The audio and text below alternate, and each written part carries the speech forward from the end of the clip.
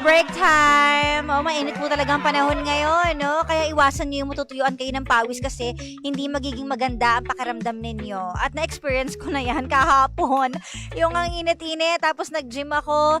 Tapos pagdating mo sa bahay, ang lamig, may aircon. Alam niyo yun? Wow, naka-aircon yung bahay.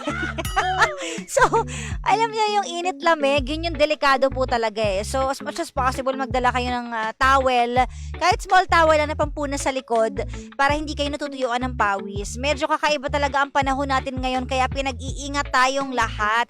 At huwag ka masyado maglalalabas na nakatutok ka lang sa araw. Okay lang kung 7 a.m. yan pero yung buong araw ka nandyan para lang makichismis at makasagap ng balita. Aba, busog na busog ka naman yata niyan. Pero aminin mo totoo, nabubusog po talaga tayo sa mga chismis. Dahil na-experience ko yan eh. Nung naghatid ako sa pamangkin ko sa ospital yun tapos may nag-away na dalawang babae. Tapos pinipigilan sila. Tapos sabi ko, videohan ko ba to? Alam niyo yung instinct niya bilang chismosang palaka. Videohan ko ba kaso baka mahuli ako, ganun. So na-videohan ka ng onda, tapos tinigil ko, bahala na nga kayo dyan, di ka naman kayo kilala. Tapos sumugod yung mga pulis, sabi, oy, wag kayo dito mag-away, ospital to, ba't di kayo dun sa barangay? Ay, nako talaga naman. Oo nga naman. Kung mag-aaway kayo, wag kung saan-saan. Hanap naman kayo ng magandang lugar. Pero back to being chismosa, marami po talagang chismosa sa atin. At aminin mo, isa ka rin doon. Lalo na kapag showbiz yan. O, diba? Kaya busog na busog tayo sa baklitas eh. Lahat ng mga updated tayo eh, diba? Ay, nako naman. Matuto kang tanggapin, i-accept na hindi para sa'yo itong babaeng ito. Kasi kung para sa'yo siya, 'di ba, magko-connive ang universe eh, para magkatagpo kayo ulit. Para kausapin ka niya, tanggapin niya yung friend request mo. Pero wala naman, 'di ba? Na-try mo na yung mga ways na ganun eh, pero hindi eh. So, wag mo nang guluhin yung buhay niya. At kung mahal ka talaga niyan, 'di ba? Gagawa din siya ng paraan kagaya ng ginagawa mo. Eh pero hindi magkaiba kayong dalawa. Mahahanap mo din yung para sa'yo. Tandaan mo hindi siya para sa'yo. Dahil may pamilya na siya. Iniwan ka niya, nagkapamilya na siya, hindi naman niya din ginustong bumalik sa'yo. So bakit kumakapit ka pa rin until now? Ilang dekada nang nakakalipas. 'Di ba? Nagmahal ka na't lahat, nagkaanak ka na. Hanggang ngayon, naghihintay ka pa rin sa isang taong pamilyado. Hindi na siya babalik. Maliban na lang kung single siya at kung siya talagang lumapit sa'yo, eh hindi naman eh. 'Di ba? Oh, alam mo, 'di ba nabanggit ko nga sa'yo kanina na naginip na naman ako kagabi. Ng ex mo. Tapos sabi mo, kaya ka na naginip niyan kasi ano nga ba yung topic natin yesterday? Kasi napag-uusapan natin yung ex. Kasi di ba sinabi ko sa'yo na ikaw ba ay friends pa with your ex? Okay. Tapos sabi kaya, mo, hindi na. Sabi ko, Oo. choice mo ba yun o choice nung isa? Sabi ko. Tapos sabi mo, Ayan, tuloy. choice. Ay. Gaman yan. So, nanaginip ako last Oo. night. Sabi ko, bakit naman sa dami-dami na mapapanaginipan, ito pa na panaginipan ko? Sabi nila, ang mga taong maraming nililihim, sila yung mas nananaginip. Ha? Kasi marami Totoo ba silang yun? kinikim-kim sa kanilang utak. Sa buhay, panaginipan mo, ang ibig sabihin nito ay hindi ka masaya sa iyong buhay ngayon. Pag nananaginip ka doon ng past. Hindi mo nakukuha kasi yung gusto mo. Yun pala yun. Frustration mo kasi yun. Ganon. Oo. 'Di ba may mga gusto ka na hindi mo na-achieve lately? Yes. At kung ano yun, di na namin i-share sa inyo. Wala kayong pakialam. Charing. Bigyan nyo ako Gcash 2.5. Grabe naman. I-share ko.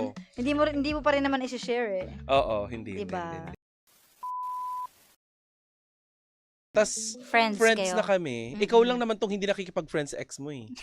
Di ba? Yeah. Why? Ay kasi nga. Is it a choice or mandatory? Mandatory.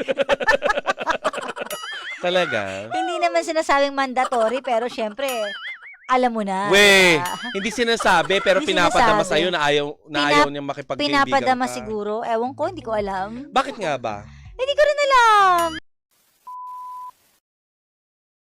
Find it. Oo. Oo. Ikaw din naman, di ba? Ayaw mo makipag-usap siya doon dahil may story Sino ba behind yung it. siya? Yan Oo, naman. nabash-bash ka nga dati, di ba? Sikat-sikat mo nga dati eh. Kasi nabash-bash ka. Sinabihan ka ng kung ano-ano ng ex, di ba? Oy! Tapos wala Ano namang, yun? uy, mag-friends pa lang kayo nun, di ba? Dinabash ka na ng ex. Di ba? Hindi ko alam. May Asan post ako? pa siya dati. Asan ako? Sino ka? O, tapos, Oo. tuloy mo na yung love Wala story pa ako mo. dito sa Energy FM na nasa strata pa kayo. Ah, Hoy, tapos, viral kaya yon? Ang daming views sa YouTube. Tsaka di ba tatlo kayo dati? Tsaka umalis ka dun sa isang network. Oo, sabay-sabay kami nag-vlog. Oo, nagbablog kayong tatlo. Ano nangyari? Parang di na kayo nagkikita-kita, girl. Hindi kasi nasa Australia na si Ira eh. Tapos si Colleen naman nasa si Mama Ai sa Oo. Win Radio na. Oo. Ang dami nangyari dito sa babaeng ito. Actually. Pero bago ako pumasok sa Energy FM, kilala ko na to si Gandang Kara, si Clarice Magboo. Ngayon sabi ko sino kaya yun? Kasi kwento ko ba kung paano tayo nag-meet unang beses? Paano nga ba? Hindi ko na maalala. Pasko yun. Meron kaming gathering sa bahay, dumating ka kasama si Mami Ay, Jo. in-invite ako. In-invite ako Oo, tapos nakaboots ang ate mo. Christmas yata yun. Pasko! So ko sa trabaho, after nun, may i-check ako, sino ba yung Gandang Kara na yun? Sabi ko, di yan masyadong maganda, maputi lang, malaki pa yung ilong. Sabi ko, dati yon kasi ano ka pa nun, ay mas majubis ka dati. Tapos, Walang hiya mo. di sabi ko, ang dami niyang issue ah. Siya pala yung umalis sa dating network, tapos dami niyang iyak. Visit ka. Sinabi niya sa vlog niya, nagkabukol-bukol daw yung likod niya. O kasi totoo yun. Di ba? Bukol sa stress. Pero, Ano sabi ko, ha? mag-collab tayo, mag-YouTube tayo. Sabi ko, ganyan, punta ako, te. Tapos Hanggang sa nabago. mag-makeup challenge tayo. Si ate mo, walang iya. Tinawag niya kong Tita Cora sa vlog. Kinabukasan, natadtad ako ng comment. Tita Cora lang po pangalan mo and the rest is history. Tapos yun na yung makeup niya lagi. Ganun na siya. Tita Cora na sa Nung una, nagpadibdib na. Nung una nagwi-wig pa siya pag naka-on air. Inis na inis pa siya kasi ang wig ang sakit sa ulo. Kasi di ba si Papa Jackson tatawag Nagigalit, yan. oo. Tita Cora na may itsura mo, mukha kang tomboy. Bakit di ka naka-wig na naman? Tinatanggal mo. Oo. Paiba-iba. Ang dami ko na rin na-witness sa kanya, ang mga special moments sa buhay niya. Oh. Mga pagbagsak at pagbangon, mga ganyan. Nakakagulat na lang, bigla na lang siya may Bagsak at pagba- bigla na lang siya may ADHD, bigla na lang siya may anak. 'Di ba? Marami pa ibubunyag si Gandang Kara. Masikreto kasi talaga ako. Hindi ako ma-open sa tao. Malay nyo, AI talaga siya, di ba? Di talaga siya tao, di ba? Ikaw ba, may gusto ka pang aminin? Ano? Total naka-red and yellow tayo ngayon. Wala, anong aminin ko? Hindi, marami pa rin naman silang hindi alam sa buhay ko. Talaga? Hindi mo naman lahat talaga i-share. May wall ka pa rin hanggang ngayon May sa wall mga pa rin ako. May ganun ako kahit sa friends. Diba kaya wala akong friends? Oo. Dahil may wall ako, mahirap ako magtiwala. Igigain mo talaga yung trust ko. Pwede kita maging friend, pero hindi ko sasabihin lahat sa'yo. Wala kang malalaman about my life.